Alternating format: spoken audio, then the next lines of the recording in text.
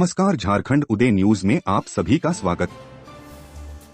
मैं रामचंद्र झारखंड प्राइम के साथ। आज चर्चा समान नागरिक संहिता पर। यूसीसी है क्या? समान नागरिक संहिता, अंग्रेजी यूनिफॉर्म सिविल कोड यूसीसी एक सामाजिक मामलों से संबंधित कानून होता है जो सभी पंथ के लोगों के लिए विवाह, तलाक, भरण पोषण, विरासत व बच्चा गोद लेने आदि में समान रूप से लागू होता है। यूनिफॉर्म सिविल कोड लागू होने से भारत में क्या होगा? समान नागरिक संहिता यूसीसी लागू करने से व्यक्तिगत कानूनों में प्रचलित भेदभावपूर्ण प्रथाएं खत्म हो जाएंगी और पुरुषों और महिलाओं के बीच समानता स्थापित होगी। व्यक्तिगत कानून अक्सर विरासत, विवाह, तलाक और भरण पोषण के अधिकारों के संबंध में महिलाओं के साथ भेदभाव करते हैं। भारत में यूसीसी कानून है क्या? व्यक्तिगत कानूनों में प्रचलित भेदभावपूर्ण प्रथाएं खत्म हो जाएंगी और पुरुषों और महिलाओं के बीच समानता स्थापित होगी। व्यक्तिगत कानून अक्सर विरासत, विवाह, तलाक और भरण पोषण के अधिकारों के संबंध में महिलाओं के साथ भेदभाव करते हैं। समान नागरिक संहिता की आवश्यकता क्यों है? वहीं सरकार का तर्क है कि समान नागरिक संहिता का मकसद देश में मौजूद सभी नागरिकों के पर्सनल लॉ को एक समान बनाना है जो बिना किसी धार्मिक, लैंगिक या जातीय भेदभाव के लागू होगा। कई मुस्लिम नेताओं का कहना है कि सरकार ने यूसीसी का मुद्दा मुसलमानों को टारगेट करने के लिए उठाया है। समान नागरिक संहिता लागू हुआ तो हिंदुओं पर क्या असर पड़ेगा? समान नागरिक संहिता का मुद्दा भारत की चुनावी राजनीति में धर्म के आईने में भी देखा जा रहा है। जहां एक और मजलिस-ए-इत्तेहादुल मुस्लिमीन प्रमुख असदुद्दीन ओवैसी ने दावा किया है कि 3 तलाक के खिलाफ कानून बनने के बाद महिलाओं का शोषण और बढ़ गया। वहीं सरकार का तर्क है कि समान नागरिक संहिता का मकसद देश में मौजूद सभी नागरिकों के पर्सनल लॉ को एक समान बनाना है जो बिना किसी धार्मिक, लैंगिक या जातीय भेदभाव के लागू होगा। कई मुस्लिम नेताओं का कहना है कि सरकार ने यूसीसी का मुद्दा मुसलमानों को टारगेट करने के लिए उठाया है। लेकिन क्या समान नागरिक संहिता का असर सिर्फ मुसलमानों पर ही पड़ेगा? भारत में अभी शादी, तलाक, उत्तराधिकार और गोद लेने के मामलों में विभिन्न समुदायों में उनके धर्म, आस्था और विश्वास के आधार पर अलग अलग कानून हैं। यूसीसी आने के बाद भारत में किसी धर्म, लिंग और लैंगिक झुकाव की परवाह किए बगैर सब पर इकलौता कानून लागू होगा। प्रधानमंत्री ने देश में समान नागरिक संहिता की वकालत करते हुए कहा कि एक ही परिवार में 2 लोगों के अलग अलग नियम नहीं हो सकते। ऐसी दोहरी व्यवस्था से घर कैसे चल पाएगा? पीएम मोदी ने कहा, सुप्रीम कोर्ट ने बार बार कहा है। सुप्रीम कोर्ट डंडा मारता है, कहता है कॉमन सिविल कोड लाओ, लेकिन ये वोट बैंक के भूखे लोग इसमें अड़ंगा लगा रहे हैं। लेकिन भाजपा सबका साथ, सबका विकास की भावना से काम कर रही है। प्रधानमंत्री ने कहा, जो ट्रिपल तलाक की वकालत करते हैं वे वोट बैंक के भूखे हैं और मुस्लिम बेटियों के साथ घोर अन्याय कर रहे हैं। ट्रिपल तलाक न सिर्फ महिलाओं की चिंता का विषय है बल्कि यह समूचे परिवार को नष्ट कर देता है। उन्होंने कहा, जब किसी महिला को, जिसका निकाह बहुत उम्मीदों के साथ किसी शख्स से किया गया था, ट्रिपल तलाक देकर वापस भेज दिया जाता है। कुछ लोग मुस्लिम बेटियों के सिर पर ट्रिपल तलाक का फंदा लटकाए रखना चाहते हैं ताकि उन्हें उनका शोषण करते रहने की आजादी मिल सके। हिंदुओं पर क्या होगा असर? हिंदूवादी संगठन एक लंबे अरसे से एक देश में सभी लोगों के लिए समान कानून की मांग कर रहे हैं।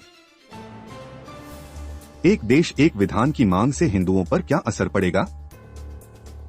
इस सवाल पर सुप्रीम कोर्ट की वकील शाहरुख आलम का कहना है, ये तब बताया जा सकता है जब हमें पता हो कि कैसा कानून आने वाला है। वो कहती हैं, किसी प्रस्तावित विधेयक पर आप चर्चा करते हैं। असदुद्दीन ओवैसी ने भी कहा है कि प्रधानमंत्री नरेंद्र मोदी समान नागरिक संहिता की नहीं बल्कि हिंदू नागरिक संहिता की बात कर रहे हैं। शाहरुख आलम भी ये मानती हैं कि हिंदू पर्सनल लॉ में काफी सुधार हुए हैं जो मुस्लिम पर्सनल लॉ में कभी नहीं हुए। मसलन साल 2005 के बाद से हिंदू कानून के तहत बेटियों को भी पैतृक संपत्ति में हक मिला। लेकिन सवाल ये उठता है कि क्या हिंदू पर्सनल लॉ को समान नागरिक संहिता के लिए मानक माना जा कहती हैं। हिंदू मैरिज एक्ट के तहत आप अपने पति से तभी तलाक ले सकते हैं जब आपकी शादी में कोई दिक्कत हो। बिना दिक्कत वाली शादी से बाहर निकलने का अभी कोई प्रावधान नहीं है। या तो आपसी सहमति हो या फिर आप कोई समस्या दिखाइए। मजबूरन लोगों को कई झूठे आरोप लगाने पड़ते हैं। बेंगलुरु के national law school of India university में पढ़ा रही सरसू थॉमस यूसीसी से हिंदुओं को होने वाले नुकसान को गिनाती हैं। वो कहती हैं कि यूसीसी आने से हिंदू अविभाजित परिवार HUF खत्म हो जाएगा। असदुद्दीन ओवैसी ने भी HUF पर प्रधानमंत्री नरेंद्र मोदी को घेरा है। ओवैसी ने पूछा है कि क्या यूसीसी आने पर हिंदू अविभाजित परिवार को खत्म किया जाएगा। उन्होंने दावा किया कि इससे देश को हर साल 3000 करोड़ रुपए से अधिक का नुकसान झेलना पड़ रहा है। हिंदू कानून के मुताबिक एक परिवार के सदस्य HUF बना सकते हैं। आयकर अधिनियम के तहत HUF को एक अलग इकाई माना जाता है। अब बेटियां भी परिवार की संपत्ति में हिस्सा हैं और इसके तहत उन्हें टैक्स देनदारियों में कुछ छूट मिलती है। फायदे का पता नहीं, लेकिन नुकसान जरूर। सरसू थॉमस भी कहती हैं कि नए कानून में क्या होने वाला है किसी को इस बारे में जानकारी नहीं है। हालांकि वो शादी से जुड़े हिंदुओं के अलग अलग रिवाजों के खत्म होने की बात कहती हैं। वो कहती हैं कि दक्षिण भारत में रिश्तेदारों के बीच शादियां हो सकती हैं, लेकिन यूसीसी इन सब रिवाजों को खत्म कर देगा। हालांकि सुप्रीम कोर्ट के ऑन रिकॉर्ड वकील रोहित कुमार यूसीसी के विरोध पर अलग राय रखते हैं। वो कहते हैं कि विरोध होगा क्योंकि कुछ बदल रहा है, लेकिन क्या बदलाव होंगे इस बारे में कोई ठोस जानकारी नहीं है। पर्सनल लॉ की चर्चा जब भी छिड़ती है तब बहस हिंदू और मुस्लिम पर्सनल लॉ को लेकर होती है। इस पर रोहित कुमार कहते हैं, ऐसा इसलिए होता है क्योंकि देश में इन्हीं दोनों समुदायों की संख्या बहुमत में है। सबसे बड़ा सवाल आदिवासी समुदाय पर क्या असर पड़ेगा। छत्तीसगढ़ के मुख्यमंत्री भूपेश बघेल ने कहा कि अगर यूसीसी लागू हुआ तो आदिवासियों की संस्कृति और परंपराओं का क्या होगा। झारखंड के भी 30 से अधिक आदिवासी संगठनों ने ये निर्णय लिया है कि वो विधि आयोग के सामने यूनिफॉर्म सिविल कोड के विचार को वापस लेने की मांग रखेंगे। इन आदिवासी संगठनों का मानना है कि यूसीसी के कारण आदिवासियों की पहचान खतरे में पड़ जाएगी। विधि आयोग ने 14 जून को ही आम लोगों और धार्मिक संगठनों से यूसीसी पर राय मांगी थी। समाचार एजेंसी PTI के अनुसार आदिवासी समन्वय समिति ASS के बैनर तले 30 से अधिक आदिवासी गुटों ने बीते रविवार रांची में इस मुद्दे पर बैठक की है। आदिवासी जन परिषद के अध्यक्ष प्रेम साही मुंडा ने कहा कि आदिवासियों का अपनी जमीन से गहरा जुड़ाव होता है।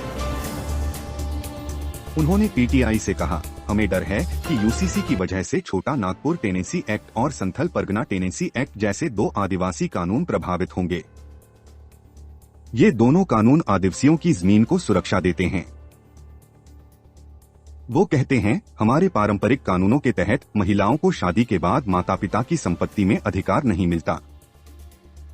यूसीसी लागू होने पर ये कानून कमजोर पड़ सकता है। उन्होंने कहा कि आदिवासियों के बीच शादी और तलाक सहित कई अन्य पारंपरिक कानून प्रचलित हैं। सरसू थॉमस कहती हैं कि आदिवासियों के पर्सनल कानूनों का तो अभी तक दस्तावेजीकरण भी नहीं किया गया है। ऐसे में ये भी नहीं बताया जा सकता कि उनकी जमीनों पर क्या असर पड़ेगा, उनकी संपत्ति का क्या होगा। कुछ लोगों की तो अपनी नहीं बल्कि सामुदायिक संपत्ति है, तो उस स्थिति में क्या होगा। असदुद्दीन ओवैसी ने साल 2016 में भी कहा था कि यूसीसी सिर्फ मुसलमानों का मुद्दा नहीं है, बल्कि इसका भारत के पूर्वोत्तर के राज्यों, खासतौर पर नागालैंड और मिजोरम में भी विरोध होगा।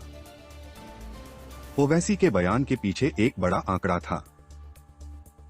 साल 2011 की जनगणना के अनुसार नागालैंड में 86.46%, मेघालय में 86.15% और त्रिपुरा में 31.76% आबादी अनुसूचित जनजाति है। ये आंकड़े अपने आप में पूर्वोत्तर के इन राज्यों में आदिवासी आबादी की अहमियत को दिखाते हैं। झारखंड से पहले बीते शनिवार को मेघालय में आदिवासी परिषद ने यूसीसी को लागू किए जाने के विरोध में प्रस्ताव पास किया। द हिंदू की एक रिपोर्ट के अनुसार इस प्रस्ताव को पेश करते हुए खासी हिल्स ऑटोनॉमस डिस्ट्रिक्ट काउंसिल ने माना है कि यूसीसी से खासी समुदाय के रिवाज, परंपराओं, मान्यताओं, विरासत, शादी और धार्मिक मामलों से जुड़ी आजादी पर असर पड़ेगा। खासी समुदाय मातृसत्तात्मक नियमों पर चलता है। इस समुदाय में परिवार की सबसे छोटी बेटी को संपत्ति का संरक्षक माना जाता है और बच्चों के नाम के साथ मां का उपनाम लगता है। इस समुदाय को संविधान की 6ठी अनुसूची में विशेष अधिकार मिले हुए हैं। इसके अलावा Nagaland Baptist church council (NBCC) और नागालैंड ट्राइबल काउंसिल (NTC) ने भी यूसीसी को लेकर चिंता जताई है। इनका कहना है कि यूसीसी लागू होने से अल्पसंख्यकों के अपने धर्म का पालन करने के मौलिक अधिकार का हनन होगा। पीएम मोदी की ओर से सभी समुदायों के लिए एक जैसे कानून की वकालत किए जाने के कुछ घंटों के बाद ही all India Muslim personal law board ने यूसीसी के खिलाफ दस्तावेज पर चर्चा की है। समाचार एजेंसी पीटीआई से बातचीत में मुस्लिम पर्सनल लॉ बोर्ड के सदस्य खालिद रशीद फरंगी महली ने कहा कि इस बैठक में यूसीसी पर आपत्ति संबंधी मसौदा दस्तावेज पर चर्चा हुई, लेकिन इस नियमित बैठक को पीएम मोदी के भाषण से नहीं जोड़ा जाना चाहिए। उन्होंने कहा, भारत एक ऐसा देश है जहां कई धर्मों और संस्कृतियों को मानने वाले लोग रहते हैं, इसलिए यूसीसी न केवल मुसलमानों को प्रभावित करेगा बल्कि हिंदू, सिख, ईसाई, जैन, यहूदी, पारसी और अन्य छोटे अल्पसंख्यक वर्ग भी इससे प्रभावित होंगे। उन्होंने कहा कि बोर्ड यूसीसी पर विधि आयोग के सामने 14 जुलाई से पहले ही अपनी आपत्ति दाखिल कर देगा। मुस्लिम पर्सनल लॉ बोर्ड ने क्या कहा? All India Muslim personal law board एक गैर सरकारी संगठन है जो पर्सनल लॉ के मामलों में मुसलमानों के हितों का प्रतिनिधित्व करता है। मेरा विश्लेषण आपको कैसा लगा?